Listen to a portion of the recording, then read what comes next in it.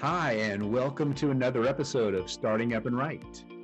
If you're a startup founder or a startup finance professional, you're in the right place. I'm your co-host, Trey Nicholson, and to my right on your screen is your other co-host, Ryan Keating, startup CEO and managing partner of Keating Consulting Group here in Silicon Valley. Hey, Ryan. Hey, hello. Yeah, so today we are going to talk 409As, and we're going to dig pretty deep. And to help us do that, we've got a special guest on the show today. It's the CEO of valuation firm Scalar, Zak Nugent. So Ryan, before we bring Zak in, tee this up for us. Tell us a little bit about your initial thoughts on 409As and tell us what we want to cover today. Yeah, this is a great topic. I'm looking forward to this. This comes up all the time with our clients. Bottom line is, if you want to, as almost every startup does, you want to incentivize your staff, your advisors with options, so ownership in the company, to be able to grant an option, you need a fair market value. And today, which is a newer thing, which Zak will give us background on. This has been around for 10, 15 years maybe. Like when we started, the notion of a 409A didn't exist. Nowadays, to establish that fair market value, you go and you pay for a report, and it's called the 409A, which is no doubt some tax code or IRS code, I'm sure. And that basically gives you a value that you can use for a period of time. It does expire and it does need to be renewed, but it gives you that value that you set your option price at for your employees or for your advisors. And today, what we'll talk about is how long do they last? How are they established? When do you need them? And some really other interesting things that Zak has helped us with over the past decade plus that we've been working together. Great. So speaking of Zak and Scalar, tee that up for us too. Tell us about your relationship with Scalar and why they've become one of your go-to resources for 409A issues from a CFO's perspective. Yeah, thank you. You bet. So, Zak, welcome. Thank you. Yeah, happy to be here. So excited to have you. We've literally been working together. Zak and his firm Scalar have been helping us for well over 10 years. And the product that we work with them most closely on is the 409A. 409As, you can get them a number of ways. Keep in mind, our clients are very early stage. So as a company grows and becomes more sophisticated, there are different requirements, different needs, different products that you'll need.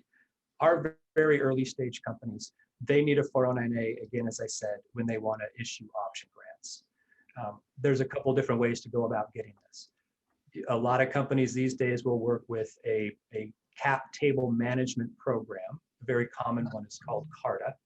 And with a certain level of a subscription, you'll get a 409A every year from that service. I prefer to work with Scalar specifically, but in general, a firm where there's more interaction, there's more professionals, there's more conversation about the inputs and the goals, especially at this early stage. You just can't look at data. You just can't look at historicals. You just can't look at metrics, because a lot of these companies don't have metrics enough. The number of observations is irrelevant. So working with a firm like Scalar, you really get the chance to discuss the business, discuss the company, and arrive at more of a valuation that makes sense and is not just formula driven. Yeah, nice. So Zak, he set that up pretty nice for you. So welcome to the show. Why don't you start by introducing yourself and tell us a little bit about Scalar? Love to, and appreciate the opportunity to be here with everyone. So, Scalar, we have been in the valuation business since 2009. And really the ethos of the firm go back to this very topic, 409A valuation. We started our business on the premise of helping early stage startups value their stock options for the purposes of issuing deferred compensation. And, today Scalar is, 50 plus person. We do approximately 200 valuation engagements a month for a number of venture-backed, private equity-backed companies, throughout North America. So that's kind of just a high level over of who we are. Great. So I know 409As are your bread and butter, and you guys have gotten really good at those, but that's not all you do. So just to give a better understanding of the scope of your broader perspective, and to illustrate your firm's kind of mastery of the nuance and complexity, tell us briefly about some of the other related services that Scalar offers. Yeah, appreciate that, Trey. So from Scalar offers valuation services. Really our core niche is institutionally backed companies, so venture-backed, private equity-backed, and publicly traded companies, and then also working with their investors. So with that, there's kind of a suite of services that we offer. Tax valuations tend to be one of those, 401(a) being probably the most prevalent. But we also get involved in helping founders and their executives with their estate planning as they move their shares into trusts. We also work on the financial reporting side. As companies scale up and they go from that early stage startup and they move into that growth stage, late stage company, we start to see more like tuck-in acquisitions. You start using your own private company equity to make acquisitions. That all needs to be valued. It needs to be valued from both like a financial reporting purposes.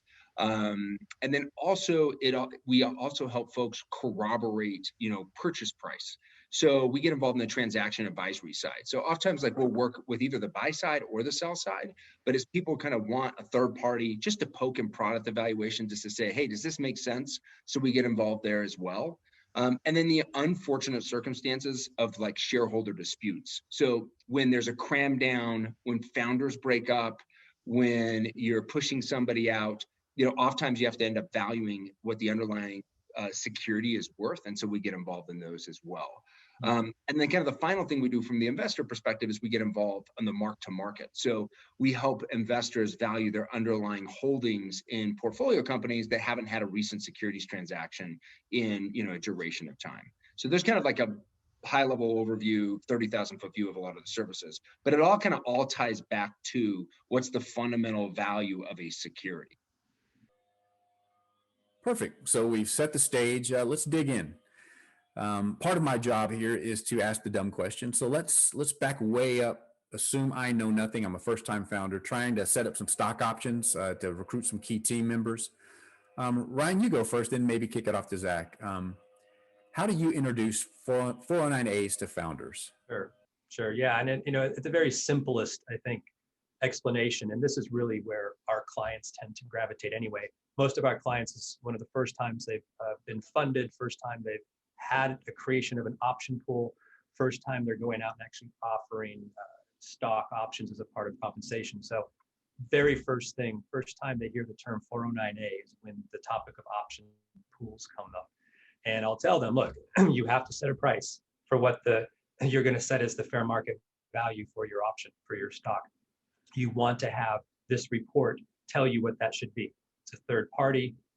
It allows the board to establish the price. And so for the first time, they're hearing this term 409A. And my explanation to them is you got to have it to safely and accurately price your options. And that's basically as deep as I go. And then I'll bring in an expert like Scalar and have them really take the company through the process.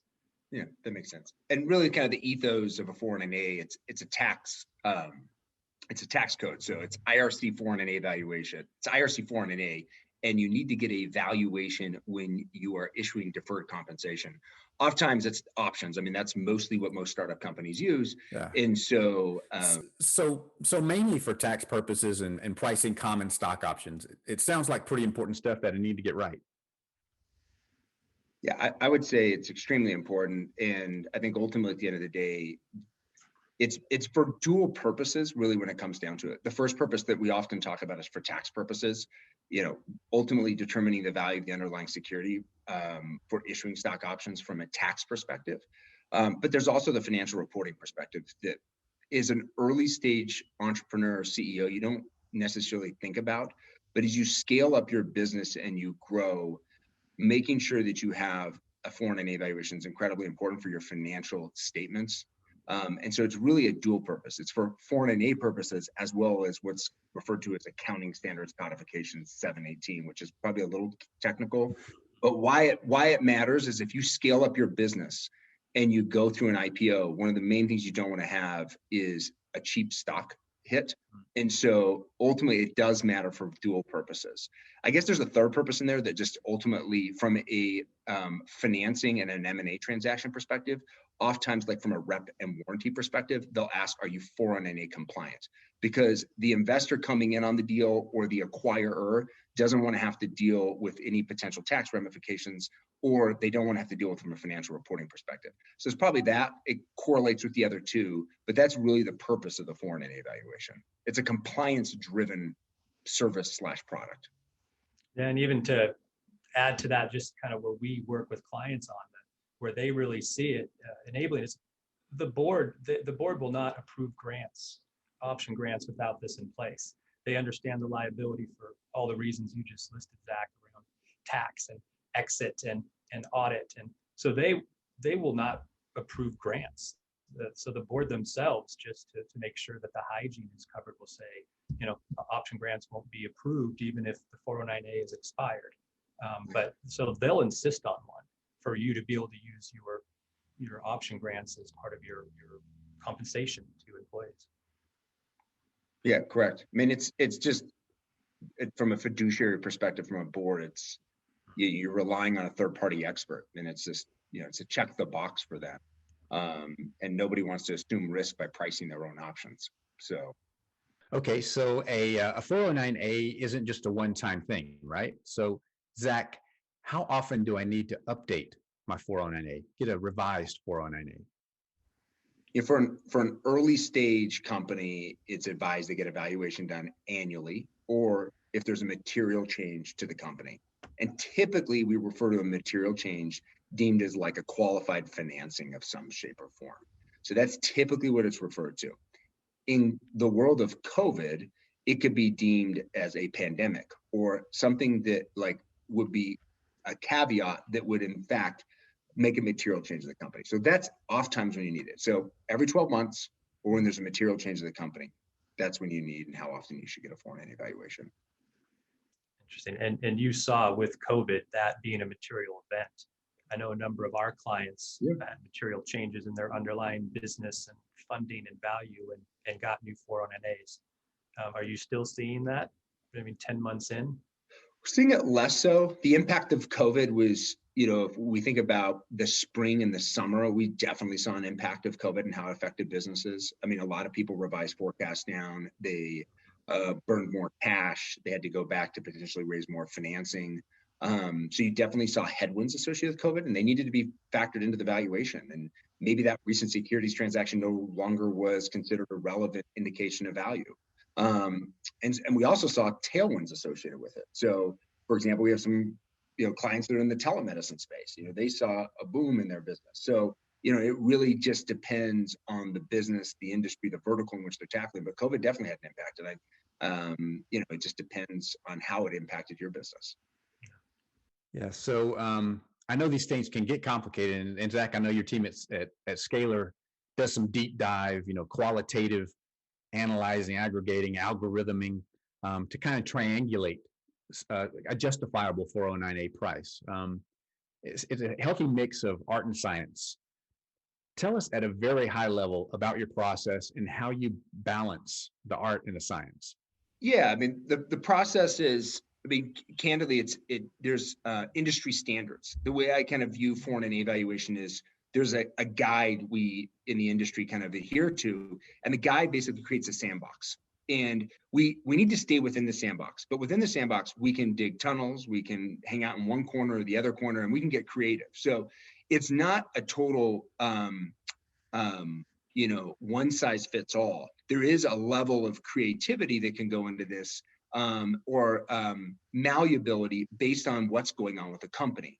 And so understand like the fundamentals of the business is critically important when you're doing a 409A evaluation, because it's not just, hey, I have a post-money valuation. Why don't we just run it through those calculations you just alluded to and give me a price per share of common? Because there are going to be variables that go into those inputs, and not to get into, again, the granular details of the math, but those equations require inputs that we need to get from founders, and then we need to have a dialogue about those. And then on top of that, we need to make sure we can corroborate them with other data. So it is still a data-driven exercise, but it is such that you want to be able to get the collaboration of the founder or the finance team or whomever's kind of running point on it, because they know their business better than we do. We understand valuation, we understand, industry verticals and how to value those industries. But the actual specifics of each underlying business, really that needs to come from the founders, because they're going to know, what's going on a basis. Yes. So obviously, things can get pretty complicated, pretty complex, which usually comes with a little bit higher price tag, takes a little more time. But what if my needs are pretty simple? I'm pretty early stage. How do I know when I need a scalar versus a simple cookie cutter 409A? And Zach, how would you guide me here? Yeah, I think it really depends on your stage size, what your turnaround time needs are. Sometimes people wait till the last minute and they need to issue equity grants. But really, valuation, the way I look at it is, there are some services that are very much like a size 9 shoe. And in those circumstances, if you're a size 9, it's probably a great fit for you and it's going to accomplish your objective. But if you're 13 and a half, trying to fit a 13 and a half into a size 9 creates a lot of complications. And so my recommendation is, talk to a couple providers, get some insight from each one of them, find somebody that you feel comfortable with, that you feel like understands your business, and the approach they're going to take is going to be reasonable for your company's stage and size, and then move forward with them. I've been in the industry a long time, and I can tell you there's some really good firms out there besides Scalar. Obviously I think Scalar is obviously the best. Notwithstanding, with all due respect to our industry, there's some really good players out there, and I think you should talk to people that you feel comfortable with. Yeah.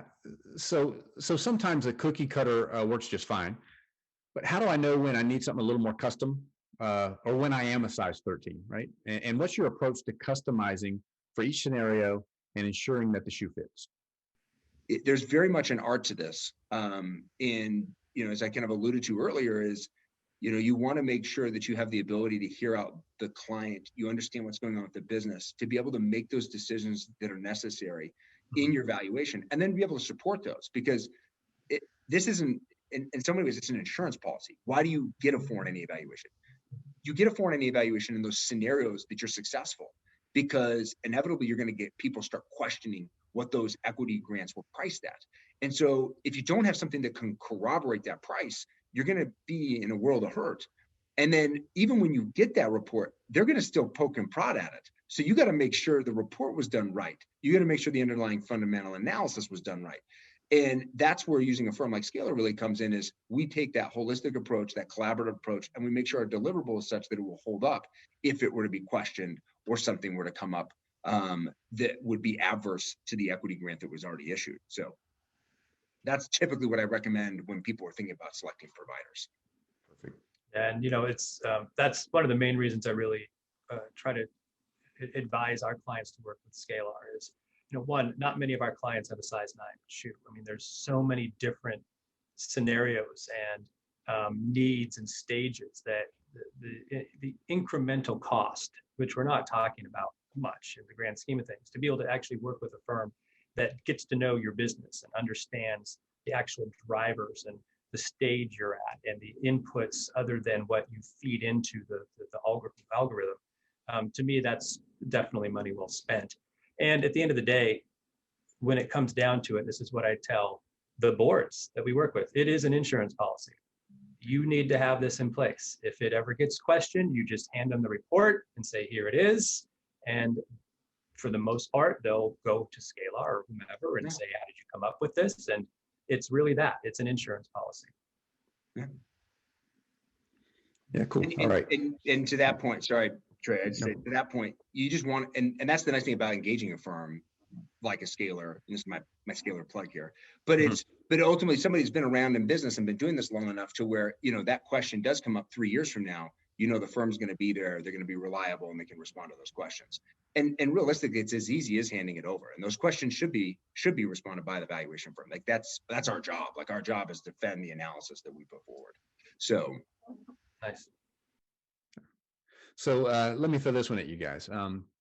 As a founder, I've established a tenacious habit, for arguing for and justifying the highest valuations I could possibly get.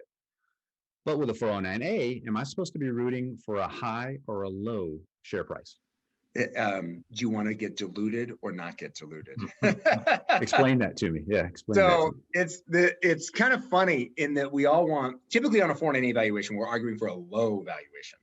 And valuation is a range. We need to think about that. In the context of like tax valuations, financial reporting, we are determining a price based on a theoretical market.